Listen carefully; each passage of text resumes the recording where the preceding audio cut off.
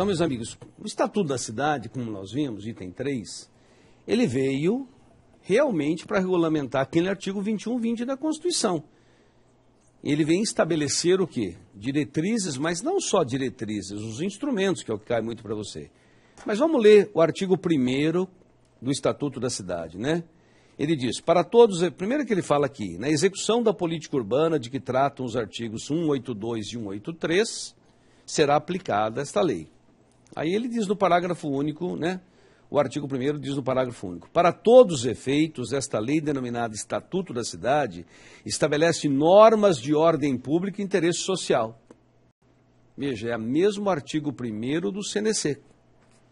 Então, são normas cogentes de aplicação obrigatória, né? Diz aí o artigo 1º, no seu parágrafo único, são normas de ordem pública e interesse social que regulam o uso da propriedade urbana em prol do bem coletivo, da segurança e bem-estar dos cidadãos. Então, veja, o Estatuto da Cidade veio para ajudar na construção de uma cidade sustentável. E dentro do Estatuto da Cidade, a primeira coisa que cai na tua prova, mas assim, de monte, são as diretrizes gerais, pessoal. Então, veja, o artigo 2º, ele traz vários incisos, e aí nós temos as diretrizes da política urbana. Vai até o inciso 18. Eu peço que você leia todos, mas vou sinalizar alguns que são importantíssimos. Primeiro, o inciso 1º, que fala que todos temos direito a cidades sustentáveis.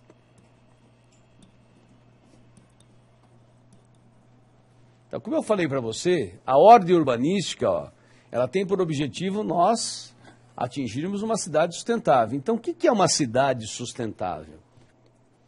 Então, leia aí o artigo 2º, inciso 1º, ele fala, cidade sustentável é aquela que te dá terra urbana, moradia, infraestrutura, saneamento ambiental, transportes públicos, serviços públicos, trabalho e lazer.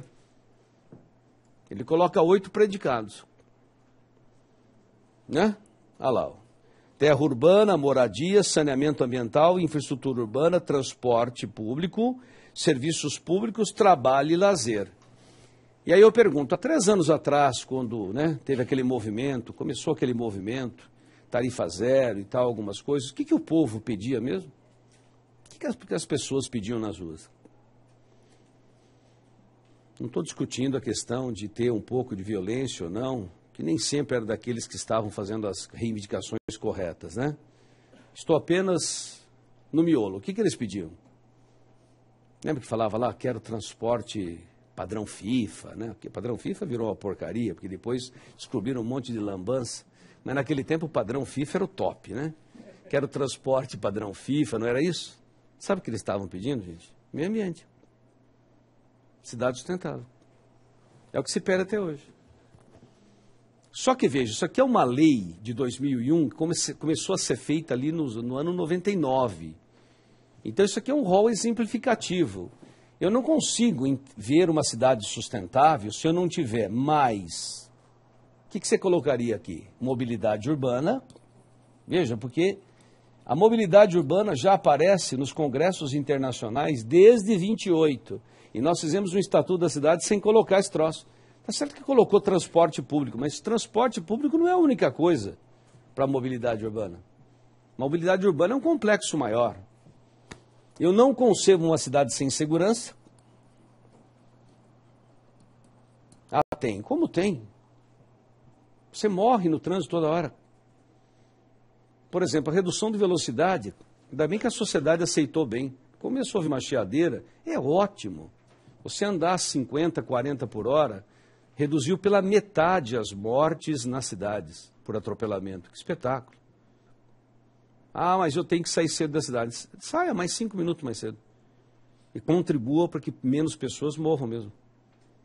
Muito melhor. E posso falar, sim, a gente corre, não adianta nada. Você ganha 2 minutos, são 2 minutos imbecis que você ganha. Não adianta nada. Só que precisa ter mobilidade. Por quê? Porque quando a cidade para no trânsito, a arma chega na tua cabeça. Então, isso aqui está ligado. Ó. Então, com todo respeito, né, quando a gente vê os acontecimentos na linha amarela, linha vermelha, gente, ali tem que ter segurança, porque ali são escoadouros, né, de um lado ou outro do rio. Eu adoro o Rio de Janeiro. Cada 3 meses eu dou um jeito de dar uma passadinha lá. E precisa ter segurança, você precisa ir lá com alegria, né, sem preocupação. Mas aqui em São Paulo também se morre no trânsito, não é possível isso. Então tem que ter segurança no trânsito, segurança urbana. É isso que a gente está colocando para você. E por último, né, pessoal, com a mudança climática, eu tenho que trabalhar para a proteção contra desastres naturais. Então, hoje eu colocaria todos os 8 predicados que estão aí no inciso primeiro, mais mobilidade urbana, mais segurança, mais proteção contra desastres naturais.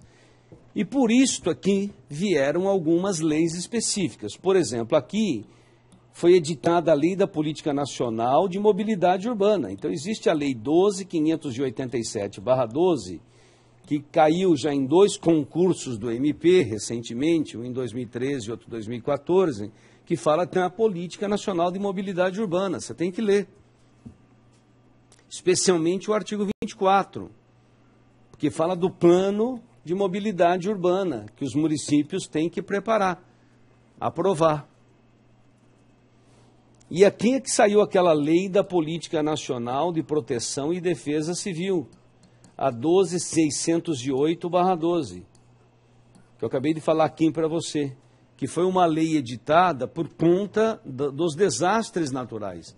Tem cidades que são mais assim, são mais vulneráveis. Você pode ver que tem cidades mais vulneráveis, né? Áreas de risco, com mais áreas de risco. Então, hoje, eu colocaria como uma cidade sustentável, a cidade que te dá todos os predicados do inciso primeiro e que tem mobilidade urbana, segurança urbana e proteção contra desastres naturais. Só que aproveitando aqui, pessoal, tem um item aqui muito importante que eles perguntam em prova e às vezes alguns alunos desconhecem. Dentro desses predicados aqui, tem um que é o saneamento ambiental, gente. Saneamento ambiental nada mais é que o saneamento básico, Lei da Política Nacional de Saneamento Básico, a 11.445/07. Então, várias vezes cai em prova o que compõe saneamento básico. Então, pega o artigo 3º dessa lei, e o artigo 3º dessa lei diz: os serviços que compõem o saneamento básico, né? Mas a Estatuto da Cidade fala em saneamento ambiental, são os serviços de abastecimento de água potável,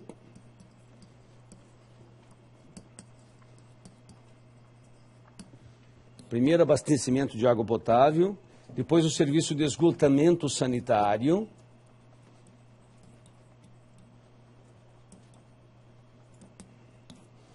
depois o serviço de limpeza urbana e manejo de resíduos sólidos,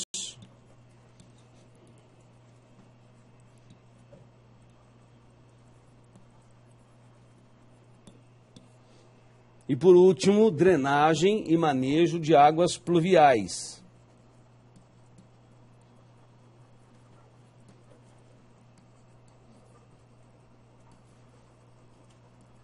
E aqui é que entra a Lei da Política Nacional de Resíduos Sólidos, a 12.305/10, que está sendo pedido toda hora.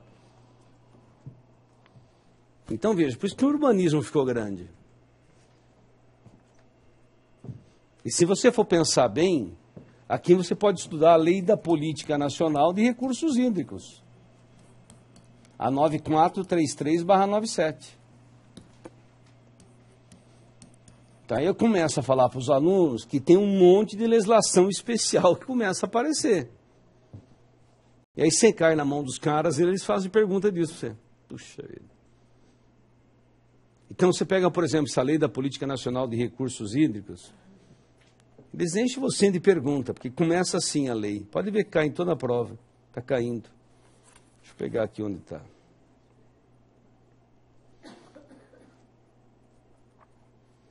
Então começa lá, né? Ó. A água é um bem de domínio público. A água é um recurso natural limitado, dotado de valor econômico. Em situações de escassez, o uso prioritário é para o consumo humano, dessedentação de animais. Puxa, eles começam a falar isso e tudo isso acaba perguntando. Eles começam a perguntar tudo isso. Então, eles fazem pergunta da Lei da Política Nacional de Recursos Hídricos, começam a perguntar da Lei da Política Nacional de Resíduos Sólidos, começam a perguntar da Lei da Política Nacional de Mobilidade Urbana, Lei da Política Nacional de Proteção e Defesa Civil. Então, não dá mais para ir para a prova sem saber um mínimo. Isso é urbanismo hoje, olha o tamanho. E aí eu pergunto para você, qual é a cidade do Brasil que tem isso? Me aponte uma. Que tem todos os predicados do artigo 1º, do 2º, inciso 1º, mais mobilidade urbana, mais segurança, mais proteção contra desastres naturais.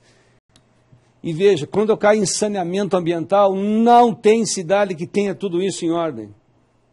Isso aqui é saneamento, é um item. Eu preciso ter, abastecer. São Paulo tem. Mas não adianta ter, quando falta água não chega. Chega 2 vezes por semana. Então tem que ter abastecimento mesmo.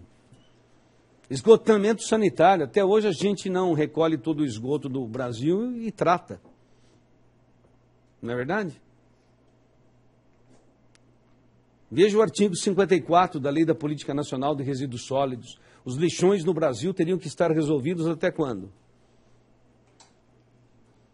4 anos da entrada em vigor da lei. Se a lei entrou em 2010, agosto, até 2014, agosto, teriam que estar resolvidos os lixões do Brasil. Não foram. Não chegou a 15%. Aí o que fizeram? No Brasil, quando a autoridade não cumpre, a gente teria que punir. Aqui eles mudam a lei, então eles querem passar por mais 4 anos. Tinha sido aprovado na Câmara e no Senado, e a Dilma vetou. Mas a Dilma vetou, não pense você que foi pelos melhores motivos. É porque eles enfiaram esse artigo dentro de uma legislação que não dizia nada com esse assunto. E o Supremo já falou que é para parar com isso. Albergar assuntos que não dizem respeito à matéria que é daquela lei. Por isso que ela vetou. Agora eles estão passando um projeto de lei para dobrar para 2018. Vai chegar em 2018, como eles não vão fazer, então esse é o Brasil. Então eles começam a fazer perguntas para vocês. Por exemplo, na Lei da Política Nacional de Resíduos Sólidos, aquela parte que fala dos planos de resíduos sólidos, principalmente o plano municipal, tem que estudar, porque o MP está entrando com uma ação para que os municípios produzam os planos municipais de gestão integrada de resíduos sólidos. Agora eles movem ações. Só eu já falei 3 casos. O primeiro eu achei que o TJ ia dizer não. Então eu peguei 3 casos. 2 versando saneamento básico. Porque quando você pega aquela lei, 11.44507, o duro é que a aula vai até a tarde, até as 3 da tarde, viu, gente? É que tem muita informação. O que eu vou fazer? A gente trabalha todo dia com isso. Olha aqui, Quando você pega a lei 11.44507, que é aquela lei lá, que eu falei para você, saneamento básico, o artigo 8º diz que os titulares de serviços públicos podem, por exemplo, delegar o serviço, né? Aqui em São Paulo, por exemplo, 92% dos municípios paulistas delegam o esgotamento sanitário para a Sabesp, né? Sabia disso, né? Sabesp que faz. É um serviço municipal, mas é feita uma concessão para a Sabesp. Aí o artigo 9º diz: o titular dos serviços deve formular a política pública de saneamento básico. Então, o que o MP está fazendo? Ele está pegando o município por município paulista que não cumpriu o artigo 9º, que não elaborou o plano municipal de saneamento básico, está entrando com a ação. Aí caiu na minha mão, falei, meu Deus, será que a Câmara Ambiental vai dizer sim, né? Aí eu dei um parecer assim bem substancioso, né? 18 laudas, dizendo aquelas coisas que eu falo tudo para você. Aí eu fui no artigo de lei, e o artigo de lei fala deverá. Puxa, chegou na Câmara Ambiental, maravilhoso. O município agravou a decisão, veio a Câmara Ambiental e disse, tem que fazer. Maravilha. Aí o colega entrou, com base na Lei da Política Nacional de Resíduos Sólidos, olha aqui o que diz o artigo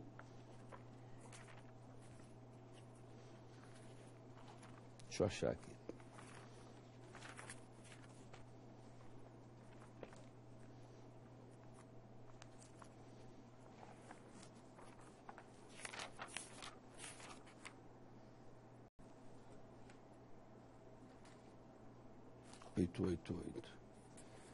Então, aí o CONLEG entrou com uma ação.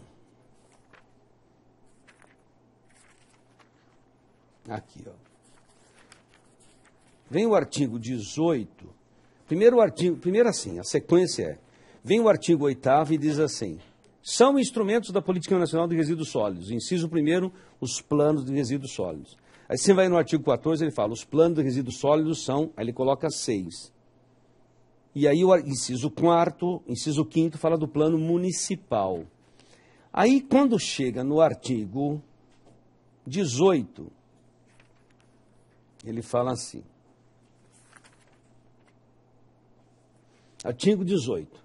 A elaboração do plano municipal de gestão integrada de resíduos sólidos, ou seja, cada município tem que fazer o seu plano para gerir, né, para fazer a gestão de todos os resíduos que ele recolhe na cidade, com direcionamento para aterro sanitário, é condição para que ele tenha acesso a recursos da União ou por ela controlados para esse fim. Aí o CONLEG entrou com uma ação dizendo, se você não faz o plano municipal, você não tem acesso a recursos. Não tendo acesso a recursos, você não tem o quê? Você não tem dinheiro para um direito fundamental da pessoa humana. Essa é a construção. Aí pediu, liminarmente, que o juiz determinasse que começasse a ser elaborado. 2 casos, os 2 municípios recorreram, eu dei o parecer, e aí já viu, escrevi tudo isso coisa arada que você está vendo aqui. Chegou na Câmara Ambiental, o que ela disse? Sim, tem que fazer. Puxa, que maravilha, fiquei tão impressionado, estou maravilhado com isso. Então veja, todos esses planos aqui estão começando a cair, o Brasil inteiro está fazendo, o MP está fazendo, ele entra com ação, porque nós chegamos à conclusão que isso aqui é uma política pública obrigatória. Isso aqui não está na esfera de conveniência e oportunidade. Você é obrigado a fazer o plano municipal, então, de saneamento e o plano municipal de gestão de resíduos. Senão você não tem isso aqui. Então aí começa a cair no judiciário, percebe? O judiciário vai dizendo sim. Quando chega na prova do judiciário da magistratura, o que ele pergunta? Ele pergunta tudo isso. Doutor, como é que é o negócio do plano municipal, hein? Fala aí para mim. A excelência eu desconheço. Não é possível. Então, pelo menos o básico você tem que ler. O juiz tem que se inteirar daquilo que pode ser objeto de uma ação civil pública. E o MP, né, quais são as políticas obrigatórias que ele pode exigir. Então, quando você lê a lei, você tem que ler com esse pensamento. Aquilo que o MP pode exigir, e que pode traduzir, né? Pode virar um TAC ou traduzir numa causa de pedir em ação civil pública, e aquilo que poderá ser pedido para você. Veja, tem aqui, eu falei de qual diretriz? Da primeira. Eu poderia ficar aqui falando quanto tempo para você? 3 dias. E se cair para você um dia uma dissertação, fale sobre cidade sustentável.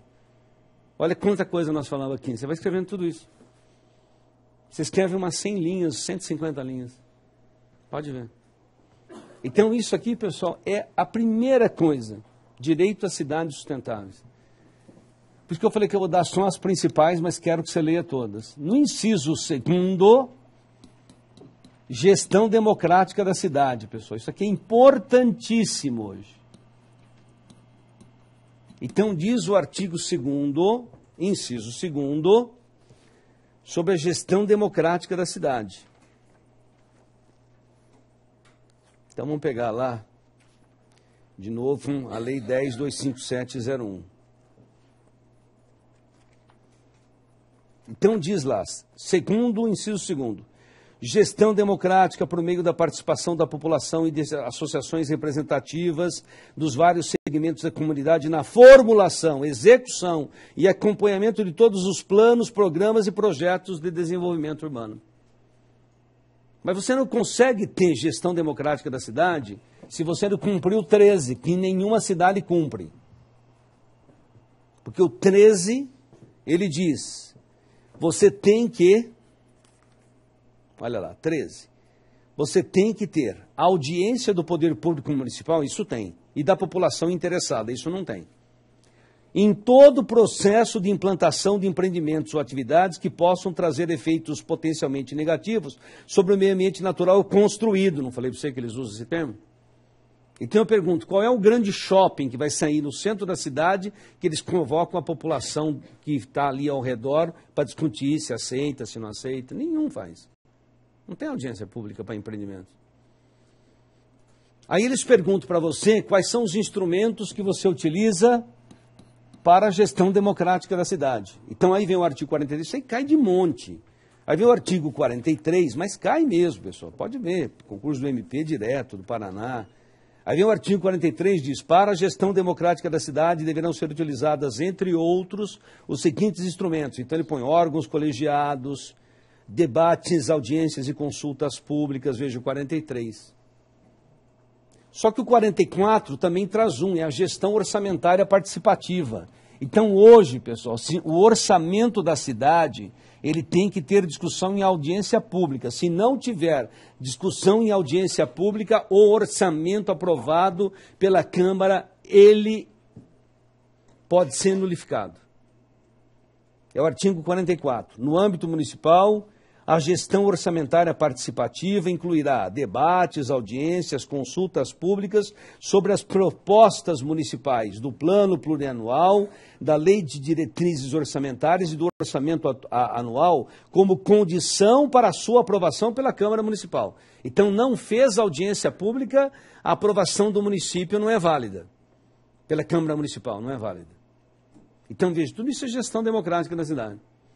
Em suma, o que você pode concluir é que qualquer projeto, qualquer programa de política urbana tem que passar por discussão com a coletividade. É isso que é a gestão democrática da cidade. Outra coisa que a gente usa muito está no inciso... Bom, mas isso aqui não é que a gente usa muito, a gente deveria exigir. É o inciso 4º, pessoal. Esse aqui é quando faz o plano diretor. As pessoas ainda não sabem o valor do plano diretor. Porque olha o que diz o plano diretor. Planejamento do desenvolvimento das cidades, distribuindo espacialmente a população em atividades econômicas. Porque eu quero que você entenda, não adianta você colocar uma cidade assim, ó. Trabalho aqui e moradia aqui. Aqui tem 30 quilômetros. Então o cara leva 3 horas para vir e 4 para voltar. É isso. É a distribuição espacial. Isso é o plano diretor que tem que fazer. Então você tem que equilibrar a cidade. Então, com políticas setoriais, políticas de desenvolvimento urbano, com um plano diretor, se estabelece o crescimento da cidade, você faz o planejamento. E hoje, o grande segredo das cidades, tem até aqui, ó, eu tirei aqui, ó, né? Cidades como Barcelona, Paris, Roterdã. Você tem, para que haja sustentação da cidade, você tem que criar a chamada cidade compacta. Cidade compacta é aquela que você fecha. Então, num lugar tem emprego e moradia. Emprego e moradia. Emprego e moradia. É fazer cidade dentro de cidade. É chamada cidade compacta.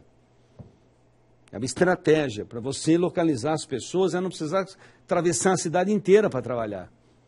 Aí você alimenta a mobilidade urbana. Mas isso é o plano diretor que tem que fazer. Então, o plano diretor ele tem que direcionar para um determinado setor da cidade, então, atividade produtiva e moradia correspondente. Porque senão o cara não vai trabalhar lá, ele vai para outro lugar, precisa trabalhar. Isso é o plano diretor que faz. Então entra na internet, lá coloca cidade compacta e lê, ó. Então eu tenho aqui vários artigos aqui da chamada cidade compacta, né? É uma tendência mundial hoje. Você agrupar. Bom, inclusive, eu não sei se você viu os grandes empreendimentos hoje, já viu? Como é que é um grande empreendimento hoje? Ele lança e fala, olha, aqui nós vamos ter 6 torres. Não é isso? 2 para moradia. Os apartamentos custam um pouquinho, né? Tipo 7 milhões, 8, 10. Aí tem uma torre de escritórios, quer dizer, o cara sai, vai trabalhar no escritório, Depois, na hora do almoço, tem uma torre só com cinema, não sei o que lá, restaurante, parará. Aí tem uma pista ainda de Cooper que ele pode correr. Então é o seguinte, ele faz uma cidade para 4 ou 5 mil pessoas dentro de uma cidade de 15 milhões de habitantes. Então, mas isso não pode ser algo só para milionários. Nós temos que pensar isso para todos. Então, como você não pode fazer isso para todo mundo, então você vai tentar fazer compactar. Então, hoje, nós temos que trabalhar com ilhas de sustentabilidade dentro da cidade. Trabalho, emprego, lazer, para que a pessoa possa ter tudo próximo. Enfim, é maravilhoso, né? Dentro das cidades é espetacular. Se eu falar para você que há 10 anos eu pegava uma ação civil pública dessa, eu falava, ah, meu Deus, né? Hoje, quando eu pego, eu falo, graças a Deus, né? Porque eu fui amando, estudando, e passei a ser professor de Direito Urbanístico na PUC, e tem uma professora lá fantástica, maravilhosa, que a gente trabalha junto. Aí comecei a dar aula aqui de urbanismo também, né? É que a gente tem um pouco menos de matéria, mas chega a ter curso com 20 aulas, então, por causa do volume de informação que tem hoje. Porque ficou muito grande esse troço. Então, direito às cidades sustentáveis, inciso 2º. Então, 3, inciso 4º. Outra coisa que o promotor tem que pensar e executar é o 5 e o 6. Veja bem, olha quem diz o inciso 5º, pessoal. Oferta de equipamentos urbanos e comunitários, transporte e serviços públicos adequados aos interesses e necessidades da população e às características locais. Então, veja, não adianta você pegar uma cidade, imagina que você chega numa cidade de 300 mil habitantes, você é o promotor lá dessa área. Você fala, vou entrar com uma ação para tudo. Não adianta. Primeiro você tem que fazer um levantamento na cidade, qual é a oferta de equipamento urbano e comunitário, transporte, tudo para cada região. E você vai estabelecer prioridades, por exemplo. Tem área que é a primeira a ser atacada. Então você vai sentar com o prefeito e vai falar, vamos fazer um TAC aqui. Por que TAC? Se entrar com uma ação vai levar 15 anos. Então o grande segredo é fazer um termo de ajustamento de conduta. Senhor prefeito, olha aqui, ó. Olha o levantamento da cidade aqui, ó. Então vamos priorizar. E esse ponto tem que ser prioritário. Vamos fazer um termo de ajustamento de conduta?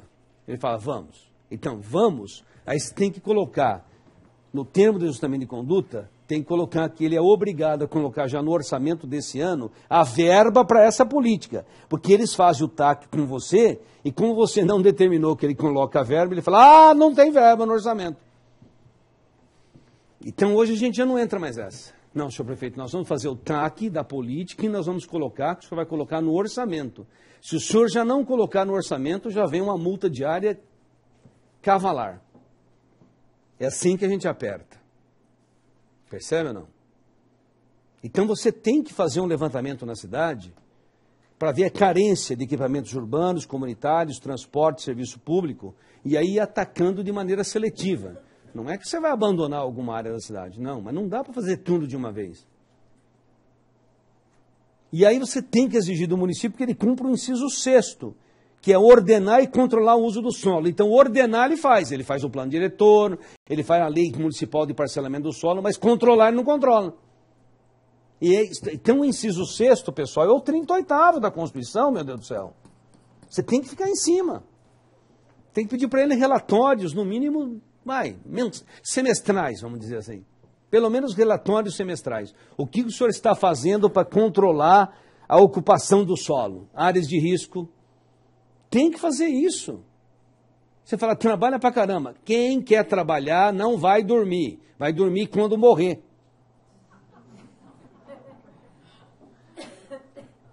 Você já imaginou como é chato? Imagina um cara como eu sou bem agitado. Bem agitado. O dia que eu morrer vai ser um desastre. Imagina lá deitado. Eu vou ficar berrando.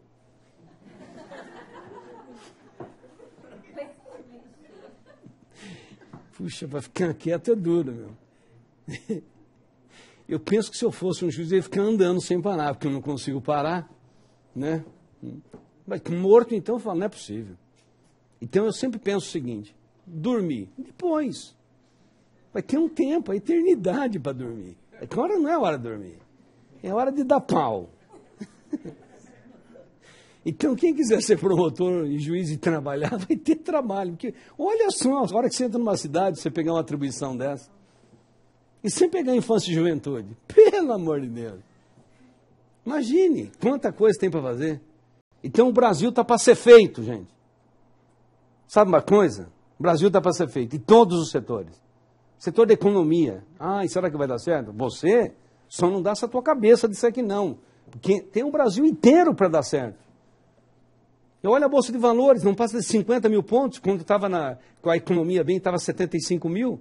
Como é que você sabe isso? Eu fui gerente do Banco Brasil, fico olhando os pontos na Bolsa, então. Tem 25 mil, eu investiria hoje, ia ficar milionário, mas não tem dinheiro.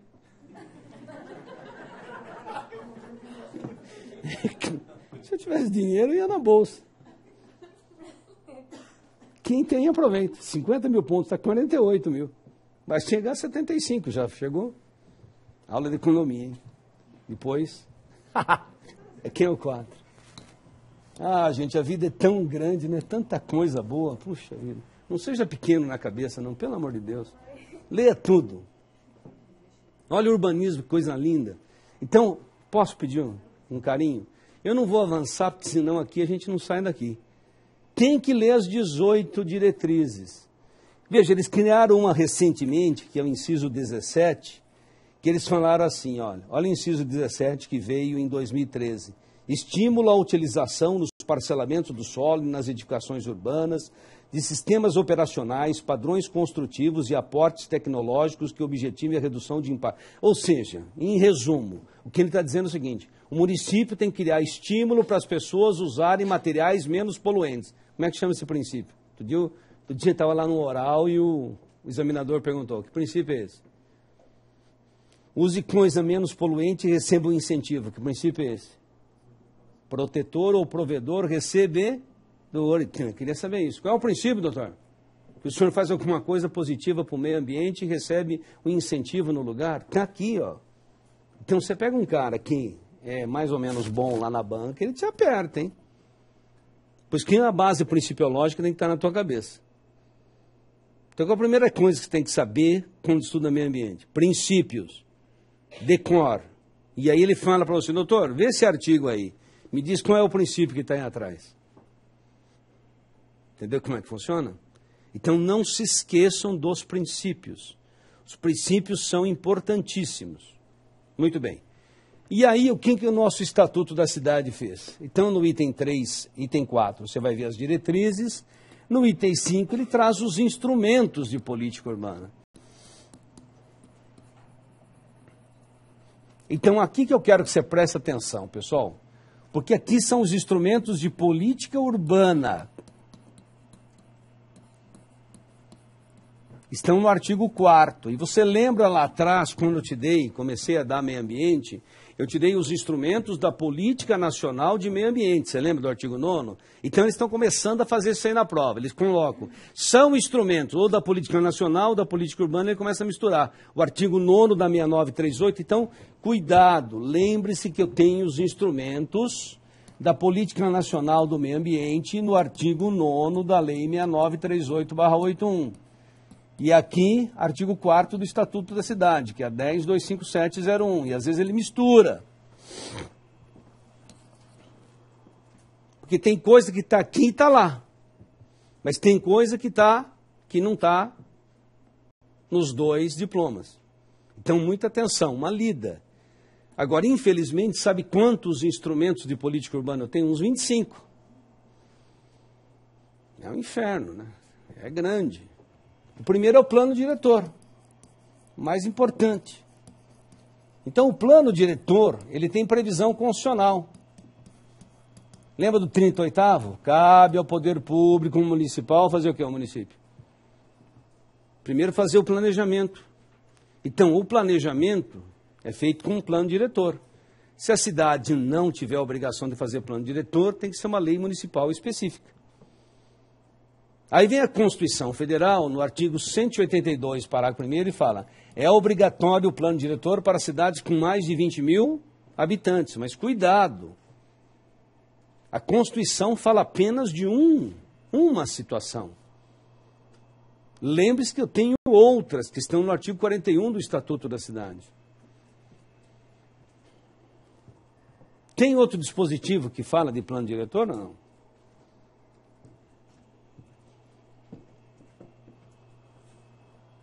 Parágrafo 4º, hein, gente? Leia aí para você ver. Olha o que diz aqui no parágrafo 4º do artigo 182. Ele fala assim, ó. 182, parágrafo 4º. Ele fala, para o prefeito utilizar os seguintes instrumentos, ó. Parcelamento ou edificação compulsórios, IPTU progressivo no tempo, desapropriação, quem que ele fala lá em cima? Faculta-se ao poder público municipal, mediante lei específica para a área incluída no plano diretor. Então, veja, a Constituição ela diz, cidades com mais de 20 mil habitantes tem que ter plano diretor, e quando o prefeito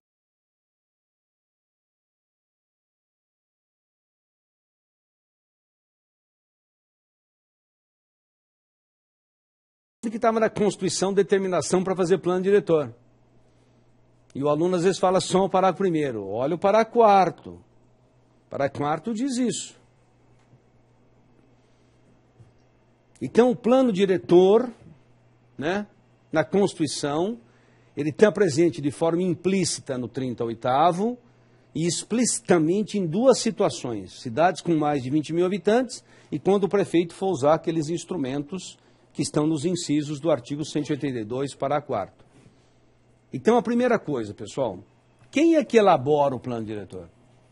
A quem cabe a elaboração? Então, a elaboração é papel do executivo municipal. É obrigação do executivo. É responsabilidade do prefeito elaborar o plano diretor. Inclusive, pega o artigo 52 do Estatuto da Cidade. Para quem vai fazer Ministério Público, tem que ter isso na ponta da língua, né? O artigo 52 diz, o prefeito responde por improbidade administrativa quando? Então, pegue aí o inciso 7.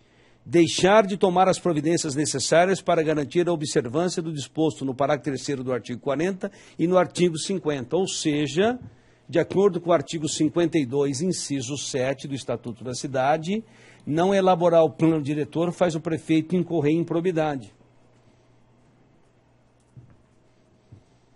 Então, a elaboração do plano diretor é responsabilidade do prefeito e, se ele não o fizer, incorre em improbidade.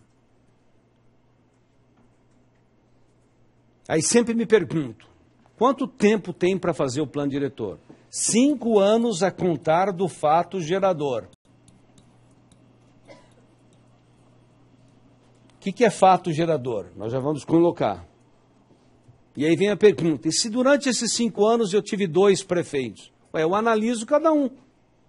Se um fez de tudo para fazer o plano diretor e o outro nada fez, só o segundo que responde.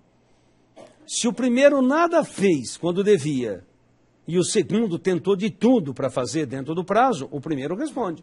Se os 2 negligenciaram, os 2 respondem. Então, responde por improbidade o prefeito que não elaborar o plano diretor. Tem 5 anos para fazê-lo. E quais são as situações, então, que levam... Então, a gente chama de fato gerador. O fato gerador tem 2 que estão na Constituição, olha lá, 182, parágrafo 1º e parágrafo 4º. Mas é melhor você estudar o artigo 41 do Estatuto da Cidade, porque aqui tem as 6 hipóteses. Cai na sua prova? Muito. Então diz o artigo 41, olha lá. Ó. Artigo 41. O plano diretor obrigatório para cidades. Primeiro, com mais de 20 mil habitantes. Segundo, integrantes de regiões metropolitanas e aglomerações urbanas. Olha o inciso 3º.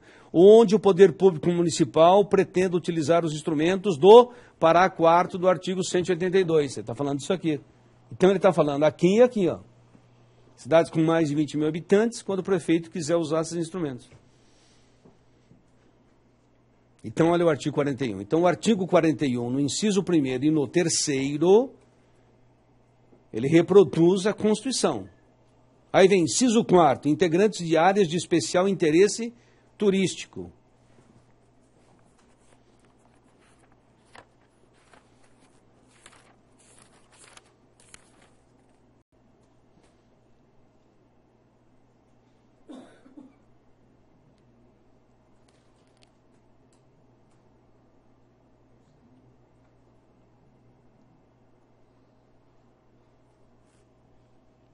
Onde está? Aqui, pessoal, anote ao lado do inciso 4º, tem uma lei só para áreas de especial interesse turístico, é a Lei 6.513 de 77. Então, quando você estiver pegando o artigo 41, né? Inciso 1º, cidades com mais de 20 mil habitantes. 2º, integrantes de regiões metropolitanas e aglomerações urbanas. 3º, quando o poder público vai utilizar esses instrumentos. 4º, quando está inserida em áreas de especial interesse turístico. Então, ver a Lei 6.513 de 77. Existe uma lei federal regrando o estabelecimento de áreas de especial interesse turístico. Pode ser determinadas pelo Estado, mas essa lei federal é que traz o regramento. Inciso 5º do artigo 41, inseridas em área de influência de empreendimentos ou atividades com significativo impacto ambiental, regional ou nacional. Por exemplo, o pré-sal. Imagine que o pré-sal saia, que ninguém sabe se vai sair, que hoje tirar petróleo lá de baixo é mais caro do que... Mas pode acontecer. Então imagine que o pré-sal saia. Se bombar, você vai pegar uma cidade de 5 mil habitantes, ela vira 50 mil em 5, 6 anos. Concorda ou não? Assim como depois, quando acaba a atividade, tem cidades do Rio que estão padecendo um pouquinho com isso, né? Tem diminuição. Então, veja, se você não tomar uma providência prévia para estabelecer um planejamento de ocupação da cidade, vira um monstrengo. É isso. Então, isso aqui, pessoal, é instrumento prévio de ocupação urbana. É o inciso 5. E o inciso 6º veio com essa lei aqui, ó. Então, agora, eles criaram, aqui, ó, nessa lei aqui, ó. Esta lei aqui, preocupada com as mudanças climáticas, ela criou o Cadastro Nacional de Municípios Sujeitos a Desastres Naturais. E toda cidade, e aí ela incluiu o inciso 6º nesse artigo 41. Toda cidade incluída no Cadastro Nacional de Municípios Sujeitos a Desastres Naturais tem que fazer plano diretor. Portanto, esses são os fatos geradores que você tem que estudar mesmo. Então, eu tenho 6 situações que levam obrigatoriamente à produção do plano diretor. São essas 6 situações. Das 6, como você viu, 2 estão na Constituição, o parágrafo 1º e o parágrafo 4º do artigo 182. A não realização, a não elaboração do plano diretor leva o prefeito a responder por improbidade. Depois que ele... ele elabora como, hein? Como é que ele elabora? Então, pessoal, ele pode elaborar com o seu corpo funcional, se for de qualidade, ou contratar uma empresa.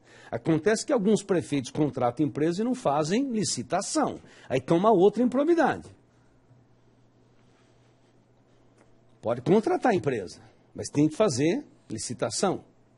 E outro dia nós pegamos um caso, você vê como é que é.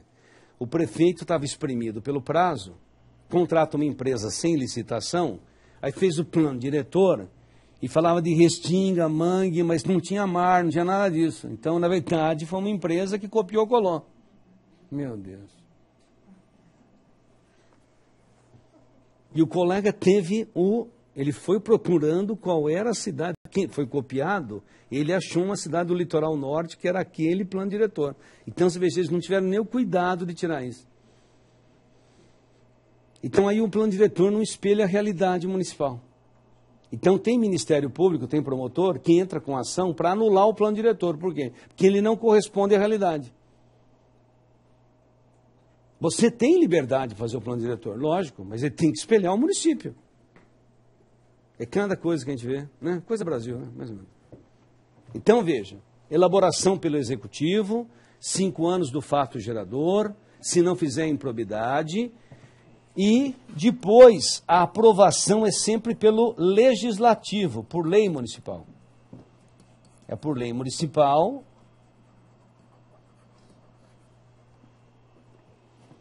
Então, cabe ao Legislativo.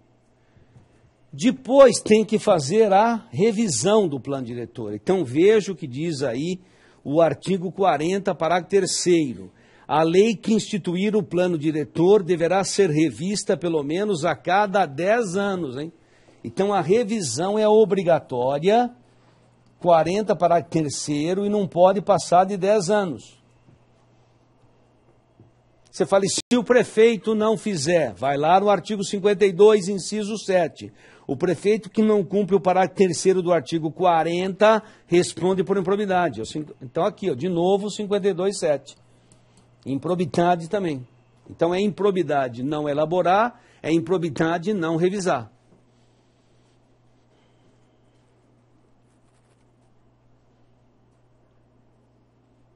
E a última coisa para a gente ir embora.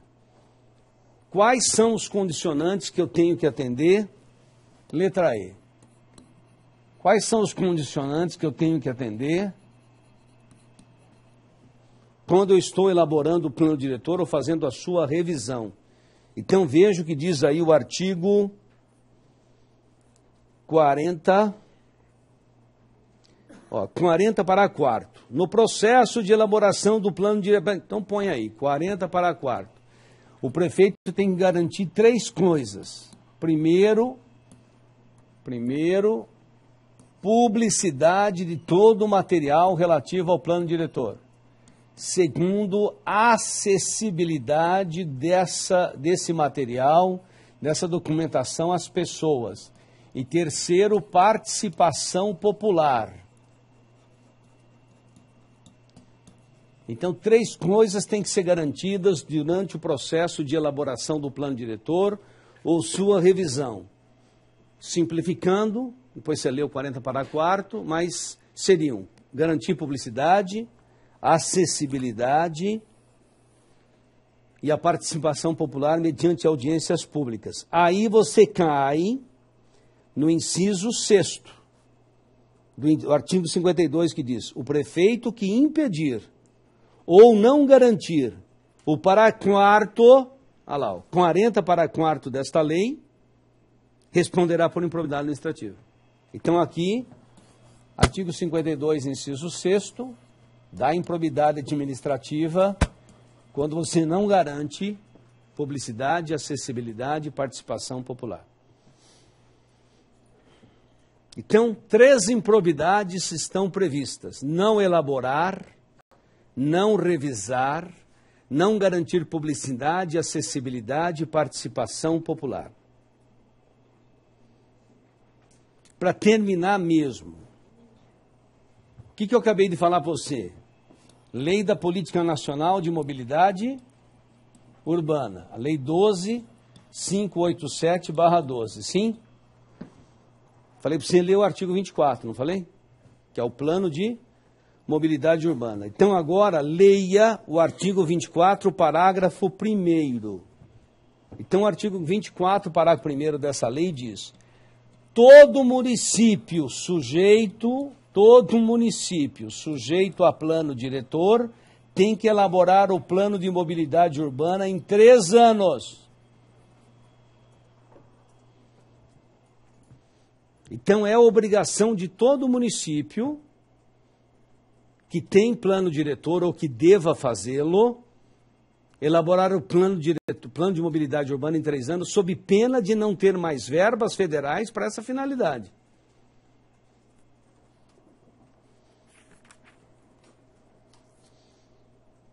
E o artigo 41, parágrafo 2º, para terminar mesmo, 41, parágrafo 2º do Estatuto da Cidade, ele traz a seguinte exigência: cidades com mais de 500 mil habitantes têm que elaborar o plano diretor e o plano de transporte urbano integrado. Então, tudo isso tem a ver com mobilidade, hein? Cai bastante em prova. Olha esse 41, parágrafo 2º. Cidades com mais de 500 mil habitantes têm que fazer o plano diretor e o plano de transporte urbano integrado. Você fala, mas precisa fazer tudo junto? Não. Fala plano de transporte urbano integrado compatível com o plano diretor ou inserido. Então, se você ainda não fez o plano diretor, é muito difícil uma cidade com mais de 500 mil habitantes não ter plano diretor. Então, praticamente não tem isso. Então se você não ter o plano de transporte urbano integrado, você tem que fazer compatível com o plano diretor. Isso tudo cai bastante na sua prova. Beleza? Então nós voltamos segunda-feira, né? Segunda-feira voltamos. Não, essa semana não. Segunda-feira eu venho com você para a gente estudar alguns outros instrumentos importantes do Estatuto da Cidade ainda. Beleza? Abraço.